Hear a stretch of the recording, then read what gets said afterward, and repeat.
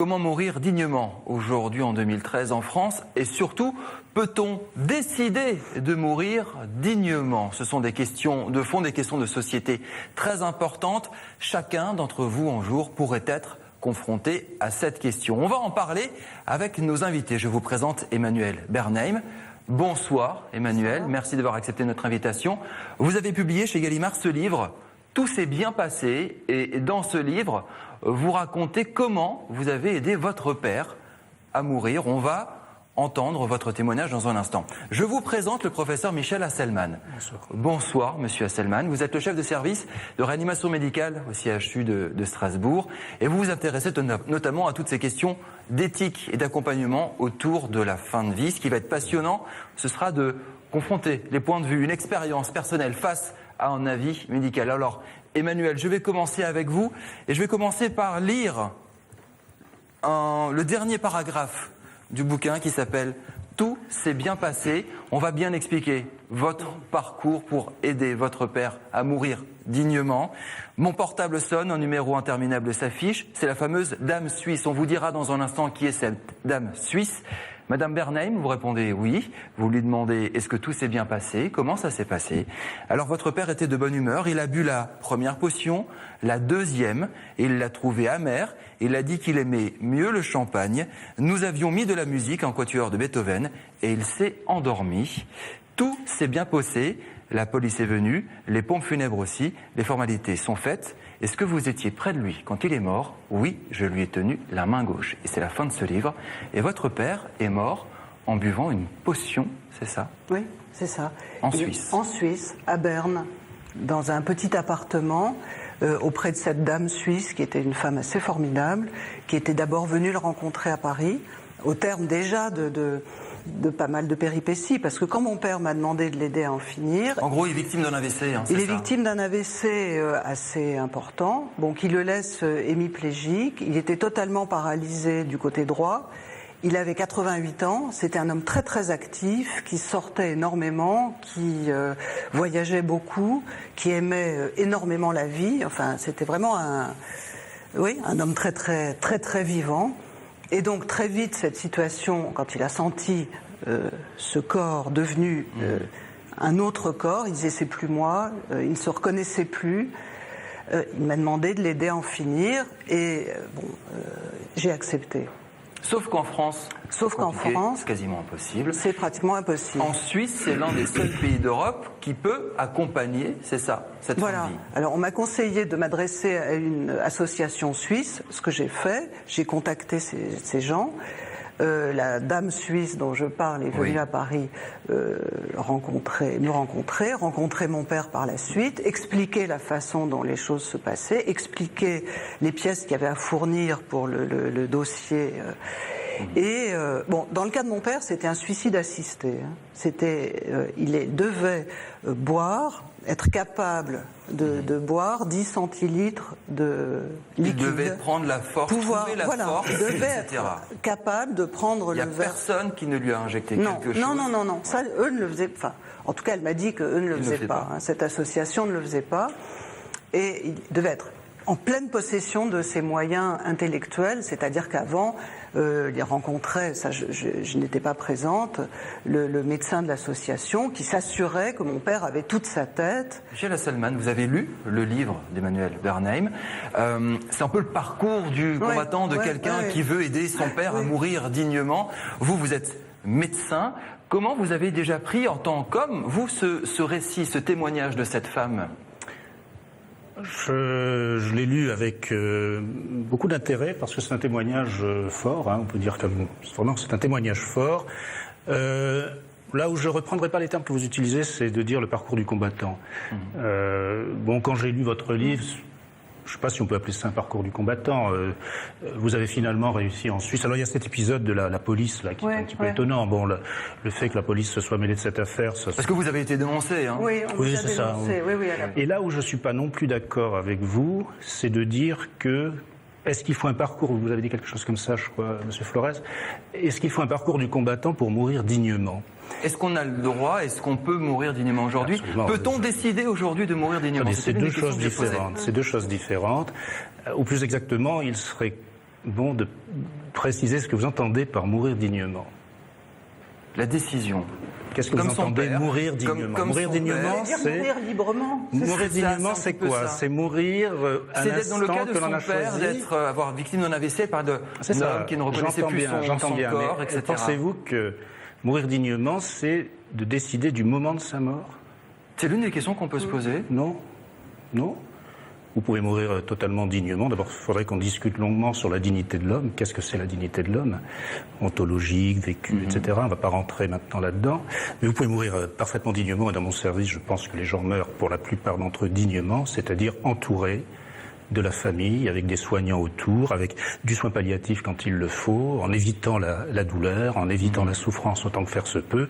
Et la dignité qu'on accorde à cet humain en train de mourir, elle est présente. Donc je pense pas... L'idée que je veux dire, c'est qu'on les abandonne surtout pas, mais c'était surtout la décision, à un moment donné, de dire maintenant, stop. Oui, c'est pas la dignité de l'homme, ça. C'est sa liberté. C'est la liberté, oui. C'est-à-dire qu'un humain, quel que soit son état, finalement, la question qu'on doit se poser, et vous la soulevez dans votre livre, en filigrane, c'est pas dit comme ça, mais c'est est-ce qu'un humain aujourd'hui peut décider de mourir, de vouloir mourir? Le suicide n'est pas interdit en France. Finalement, tout le monde peut se suicider.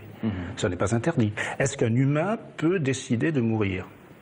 Est-ce que c'est ça la dignité? Non, c'est la liberté. Donc je crois qu'il faut vraiment qu'on sépare, et vous le dites bien, Madame Bernheim, dignité et liberté. Et donc du coup, ça, c'est un appel à la liberté de mourir, on peut le comprendre comme ça. Ça, moi, j'ai essayé d'accompagner mon père dans son choix, et de lui donner la liberté de mourir comme il l'entendait. Est-ce qu'on a le droit aujourd'hui, est-ce qu'on peut enfin mourir librement?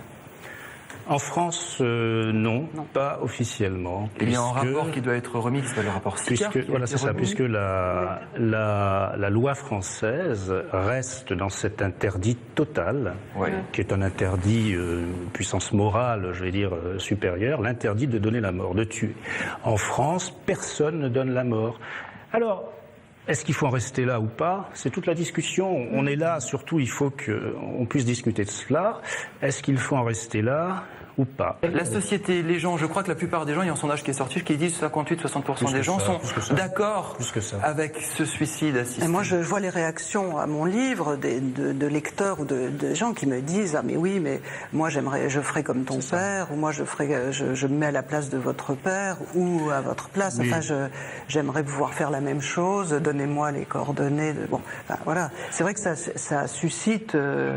Le chiffre est plus élevé, c'est plus de 58%. Quand vous faites un sondage, c'est d'ailleurs repris dans le rapport Sicard, d'ailleurs je vous engage à lire, il est vraiment extraordinairement bien rédigé, c'est vraiment très puissant et les chiffres sont redonnés, c'est plus que ça. Si on fait un sondage au niveau national, vous atteignez 80%, je pense, pratiquement des personnes qui pensent qu'on doit pouvoir mourir. Bien. Mais la question qui se pose à nous sur le plan de la société, certes, il y a le sujet, l'individu qui a une volonté, c'était le cas de votre père, une volonté particulière, une préférence particulière, et puis il y a la société, de l'autre côté, dans son entier. Alors vous avez écrit, mais combien n'écrivent pas? Donc pour qu'on ait une juste balance entre ce qui va être finalement de l'émotionnel, même si peut-être vous n'aimez pas ce terme-là, mais quand vous écrivez un livre comme celui-ci, vous faites passer une partie de votre émotion dedans. Donc on va toucher... Les sensations surtout, vous décrivez parfaitement toutes les sensations. Oui, mais on n'écrit pas un livre comme ça si on n'a pas d'émotions qui sont derrière. L'émotion, c'est pas une critique, pas du tout, c'est l'émotion. Donc si vous voulez, dans un débat de société comme celui-là, qu'est-ce qu'on a en main? Soit on raisonne, on réfléchit de façon plus, je veux dire, posée, froide, avec des missions qui... Bon, ça c'est la façon d'agir démocratique. Et puis de l'autre côté, ou en parallèle, ou pour le nourrir, il y a tout ce qui peut être du domaine de l'émotion, du pathos. Alors est-ce qu'il faut l'éviter? Eh bien justement, la question il faut se la poser. Est-ce que l'émotionnel, le pathos... est-il utile ou au contraire est-ce qu'il va fausser la réflexion? Ça c'est un sujet extrêmement. Non mais c'est difficile parce que quand vous êtes, oui parce qu'on est chaque fois devant des cas, chaque cas est particulier et chaque cas suscite une empathie, une émotion. Quand on est face à la demande d'un proche, on est forcément dans une émotion, dans un ressenti, enfin même si c'est pas forcément du pathos. Et je pense que je vois pas comment, j'ai du mal à imaginer comment on peut débattre de cette question totalement froidement. Qu'est-ce qu'il aurait pu être fait ici en France quand vous avez quelqu'un Qu'est-ce qu'il aurait pu être fait? Aujourd'hui, nous sommes, même moi réanimateur, mais nous sommes tous des tenants, mais fervents des soins palliatifs, c'est de l'accompagnement, d'être à côté, d'avoir des lieux de vie, d'écouter les personnes, etc. Il faut qu'on mette à disposition de la société, mais pour le moment, c'est encore pas... Parce que dans ce cas-là... Emmanuel, vous pouvez réagir? Oui, parce que là, dans ce cas-là, bon, l'écouter, ça aurait été entendre son désir de mourir. Bon, là, il était déjà assez bourré d'antidépresseurs. Ça ne changeait rien à son désir. Rien n'était possible pour lui. Enfin, ça pouvait durer comme ça. C'était insupportable pour lui. La question que vous posez, c'était combien de temps encore? Oui, enfin... Il aurait pu se laisser... Je pense que s'il n'avait pas eu cette possibilité, bon, on ne peut pas refaire l'histoire, mais vu la façon dont ça se passait, il se serait probablement laissé mourir de faim. Alors on l'aurait peut-être... Oui, on n'aurait pas été au-delà, de toute façon. Ouais. Bon, alors... c'est pas... Non, mais... C'est vrai que ça aurait été une fin atroce pour lui. Bon. Finalement, il a eu le sentiment d'être maître de sa destinée jusqu'au bout. Et on revient sur la liberté. C'est cette notion de liberté. C'est ça qui est important. En l'occurrence, là. Et donc, il a été jusqu'au bout de sa liberté. Et puis, finalement, on peut se dire, mais est-ce qu'on a le droit d'obliger quelqu'un à vivre? Est-ce qu'à un moment donné, est-ce que la famille ne l'a pas abandonné? Quand il vous a demandé, quand il vous a exprimé son souhait d'en finir, est-ce que quelque part, chez vous, vous n'aviez pas, vous avez accepté, vous l'avez aidé, mais au fond de vous, il n'y avait pas ce sentiment d'abandon, de dire « Ok, je laisse tomber, j'accepte ». Oh ben non, parce que ça me paraissait plus lourd d'accepter, d'accéder à sa demande, plutôt que de dire... C'était pas du tout un soulagement pour vous? Ah ben non, non, c'est plutôt une... Non, le soulagement, ça aurait été qu'il change d'avis et voilà, et qu'il se laisse même pas vivre, mais enfin mourir, enfin seul. Ça aurait peut-être été ça le soulagement, mais en tout cas pas de prendre en charge sa mort. Mon père était tellement déterminé, tout que si demain il me redemandait la même chose, je le ferais. Bien, oui, absolument. Je voudrais rebondir sur l'actualité. Le docteur Bonnemaison est en urgentiste dans les Pyrénées. Vous avez certainement suivi l'affaire. Il a aidé 7 personnes âgées à mourir, peut-être plus. Il a été radié à vie de l'ordre des médecins. Il compte faire appel. Il a annoncé ça hier. L'un de vos confrères ne pourra plus exercer parce qu'il a pratiqué, voilà, suicide assisté, l'euthanasie sur des personnes âgées, malades. Comment vous réagissez à ça, à cette fameuse loi rigide française qui dit non, en France, on n'a pas le droit de décider de mourir? C'est tout le débat de ce soir. Je le dirais pas comme ça. C'est-à-dire en France, on n'a pas le droit de tuer. Il n'avait pas l'impression de tuer. Je vous reprends, on n'a pas le droit de tuer. Le fait de décider de mourir en France, c'est pas illégal. On peut se suicider, c'est ce que vous aviez dit avant. Autre chose, c'est de donner la mort. Or, le docteur Bonnemaison a donné la mort. Or, ça reste un interdit. Je suis désolé, mais on reste dans la notion, code de déontologie médicale, droit français, du fait de donner volontairement la mort. Il a eu tort de faire ça? Il a eu tort, oui. Pour moi, il a tort. Il a eu tort de faire ça? Pour moi, il a tort. Il a tort dans le contexte juridique actuel. Il a tort. Il a tort. Je ne défends pas cette position-là. Je ne la défends pas. Je ne sais pas exactement ce qu'il a fait, mais le fait de donner la mort, vous n'arrêtez jamais, mesdames et messieurs. Dans le service, chez moi, dans mon service, peut-être choquer les gens, mais on pourrait éliminer 50% des malades. Ils sont tellement fragiles, ils sont tellement consommateurs de moyens, ils sont tellement précaires que imaginez une loi qui passe sur le fait de pouvoir donner la mort, sans barrière, sans plus rien, sans digue, sans rempart. Mais c'est épouvantable. Ça n'a rien à voir avec le suicide assisté. Sûr, ça, c'est une volonté de l'homme. Donner la mort, c'est autoriser à donner la mort volontairement à une personne qui n'est pas consciente. Vous n'arrêtez pas. Vous n'arrêterez pas, c'est un danger, mais absolu. On est dans une aporie ici. C'est pour ça qu'il faut un débat national loin du pathos. Parce que c'est tellement émotionnel qu'il faut qu'on s'écarte un petit peu du pathos pour réfléchir à ça. J'appelle sur ce plateau Mathieu Chanvillard qui va venir avec son billet d'humeur et d'humour. Et de l'humour sur la mort, faut vraiment être très fort. Je suis sûr que vous allez beaucoup nous faire rire. Je ne sais pas, mais je le prends bien. En tout cas, on va dire que c'est un nouveau challenge. Après, faire réfléchir, sourire sur la mort, pourquoi pas après tout. Ce sera pas pire que les pots de banane que vous m'avez déjà glissé, Tanguy, en me commandant des débats et des chroniques un peu marrantes sur la TVA dans le bâtiment, le chômage ou la dépendance. Alors la mort, pourquoi pas, allons-y. Et puis... Non, l'avantage avec la mort au moins c'est que ça concerne tout le monde, hein, et puis du coup chacun d'entre nous est parfaitement qualifié pour avoir un avis sur l'euthanasie. On peut pas en dire autant de tous les débats qu'on entend tous les matins. Là au moins chacun a voix au chapitre, ou devrait avoir voix au chapitre. Ça va faire un débat qui risque de durer très longtemps, mais bon c'est pas grave, au moins il y a quelque chose. Alors en tant que chroniqueur, bon c'est vrai que quand il y a des sujets vraiment très sensibles comme ça, je vous cache pas... La petite pirouette, c'est d'essayer de traiter ça sous le coup de l'humour, hein, attaquant la question par la face un petit peu rigolote. Alors bon, on peut toujours trouver quelque chose, hein, genre oh mais bon, vous savez, hein, avec une belle-mère millionnaire et acariâtre, un jour tout le monde finit par être pour l'euthanasie. Bon, ouais, en même temps, non, on peut pas tout à fait dire ça. Bon, ça marche avec toutes les belles-mères d'ailleurs, hein, même si elles sont pas millionnaires et acariâtres. Mais c'est un peu de mauvais goût, ça va un petit peu loin. Ça c'est comme de prétendre, on l'a effleuré tout à l'heure, hein, de dire que l'euthanasie finalement, dans un contexte de crise, c'est peut-être un bon remède hein, pour le problème des retraites, le trou de la sécu, tout ça. Mais non, franchement, c'est de mauvais goût. On part sur un terrain un petit peu glissant. Non, puis ça, vous voyez, chroniqueur, c'est un métier un peu malhonnête, hein, puisque sous couvert de ne pas partager ses idées et d'être même limite outré, j'ai quand même réussi à les placer. Non, on va retourner sur un terrain un petit peu plus sûr. Puis pour ça, il vaut mieux se tourner vers le passé, à mon avis. Non, on se tourne vers l'avenir, on se projette. Non, mais moi je me tourne vers le passé. Moi je suis un homme qui se tourne vers le passé. J'ai pas de. Vous êtes un homme du passé. Je suis un homme du passé. J'ai pas de compte Twitter, mais j'ai un vieux dictionnaire, vous savez, avec des vieilles pages, une couverture qui se décolle et tout, que je consulte de temps en temps pour regarder notamment l'étymologie de certains mots. C'est assez instructif. L'étymologie, c'est l'origine des mots, hein, mais c'est plus joli, je trouve.